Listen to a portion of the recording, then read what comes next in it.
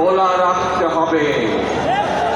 যারা দেশকে বিতর্কিত পর্যায়ে নিতে চায়, যারা দেশে অরাজকতা সৃষ্টি করতে চায়, এরকম যদি কেউ থাকে তাহলে শ্রমিক ভাই সহ প্রতিটি দেশের প্রতিটি বাংলাদেশি প্রতিটি মানুষের কাছে আমার আহ্বান থাকবে, আপনাদেরকে সজাগ হতে হবে, আপনাদেরকে সতর্ক হতে হবে, আপনাদেরকে জেগে উঠতে হবে, আপনাদেরকে তাদের ষড়যন্ত্র প্রতিহত করতে হবে, জবাব দিতে হবে।